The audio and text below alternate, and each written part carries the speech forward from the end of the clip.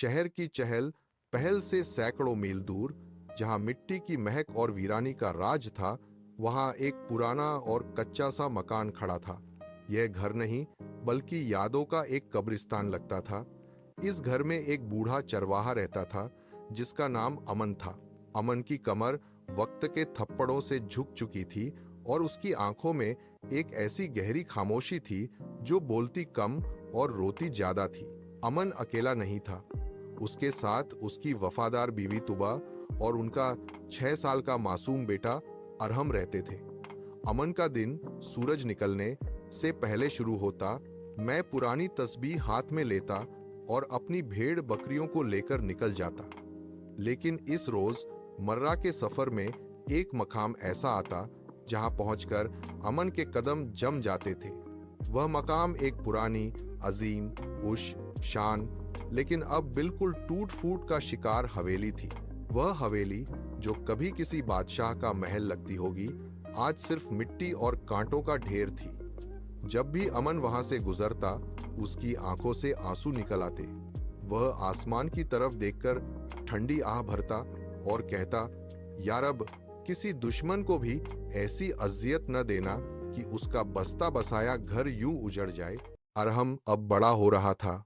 उसने कई बार अपने बाप को उस खंडहर के सामने रोते देखा था।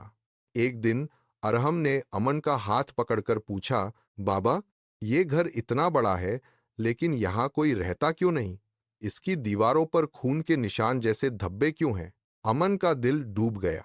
उसने बात टालने की कोशिश की, मगर बच्चा कहाँ मानने वाला था।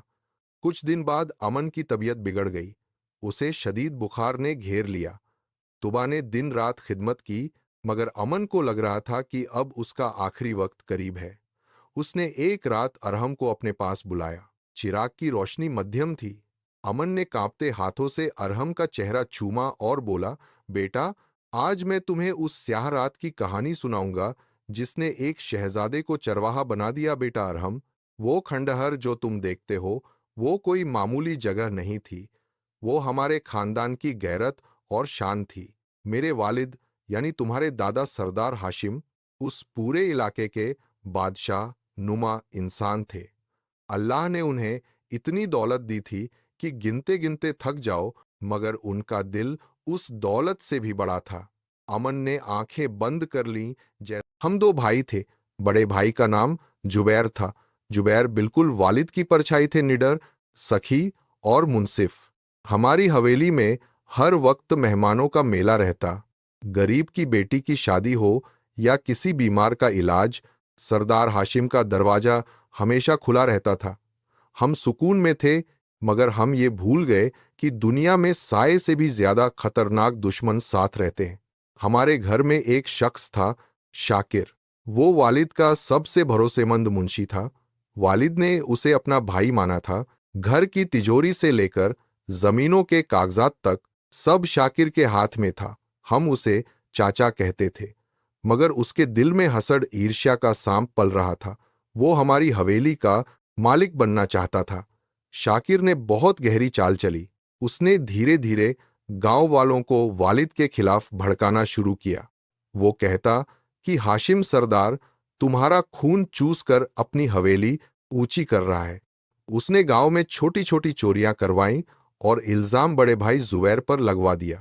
जुबैर जो गांव की हिफाजत करता था, आज वही लोगों की नजर में चोर बन गया। मस्जिद से कीमती चिराग और चंदा चोरी हो गया। शाकिर ने लोगों को उकसाया कि चलो सरदार की हवेली की तलाशी लेते हैं। वो लोग जब हवेली आए तो उन्हें जुबैर के कमरे से वो सारा माल बरामद हुआ। हमें नहीं पता था कि वह माल शाकिर ने खुद वहां छुपाया था। गांव वाले गुस्से में पागल हो गए। वालिद ने बहुत समझाया, मगर कोई नहीं माना। शाकिर ने लोगों को इतना भड़काया कि उन्होंने पथराव शुरू कर दिया।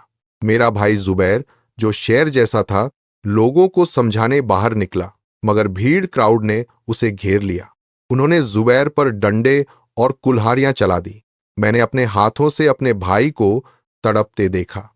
वो चीखता रहा कि वो बेगुनाह है, मगर उन लोगों ने उसे मार डाला। बड़े भाई की लाश जब हवेली की दहलीज पर आई तो मेरे वालिद सरदार हाशिम जैसे जिंदा लाश बन गए। उन्होंने अपनी पगड़ी लोगों के पैरों में रख दी, मगर उन लोगों ने पगड़ी को ठोकर मार दी। उन्होंने कहा कि तुम चोर के बाप हो, शहर छोड़कर चले जाओ, वरना हम तुम्हें जिंदा जला देंगे। वालिद का दिल फट गया। उन्होंने उसी रात दम तोड़ दिया। जुबैर की लाश ठंडी भी नहीं हुई थी कि मुझे अपने वालिद का जनाजा उठाना पड़ा। हवेली जो कल तक रोशनियों से जगमगाती थी, आज वहां सिर्फ मौत का सन्नाटा था। शाकिर ने हमारी सारी जमीनें अपने नाम कर ली। मुझे और मेरी बूढ़ी मां को धक्के देकर घर से निकाल दिया गया। हम बिल्कुल खाली हाथ, नंगे पैर उस बस्ती से निकल गए जहां हम बादशाहत करते थे। अमन सिसकियां लेने लगा।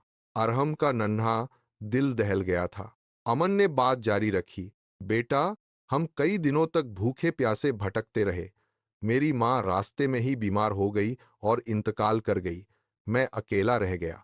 मैंने लोगों के घरों में भेड़ बकरियां चराई, मजदूरी की, मगर कभी किसी के सामने हाथ नहीं फैलाया।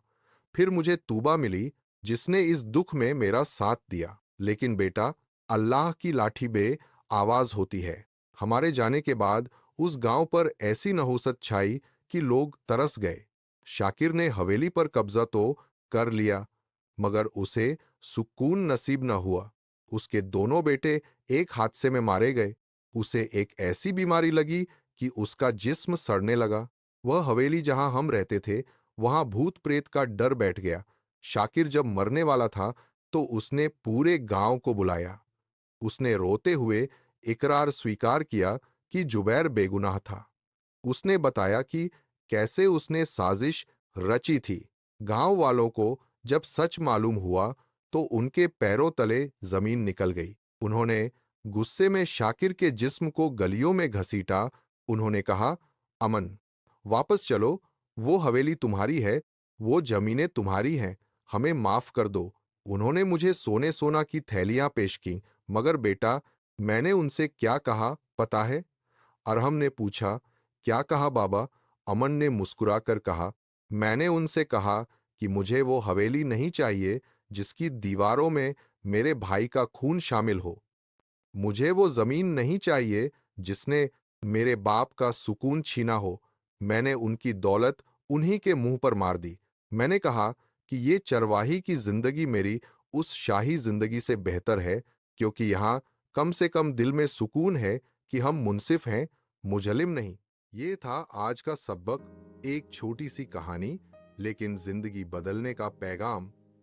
अगर आप चाहते हैं कि ऐसी और ईमान अफरोज कहानियां आप तक रोज पहुंचती रहें, तो चैनल को सब्सक्राइब जरूर करें और इस पैगाम को शेयर करें। हो सकता है किसी और की जिंदगी बदल जाए। अल्लाह हमें सही रास्ते पर चलने की तौफीक कर दे। आमीन।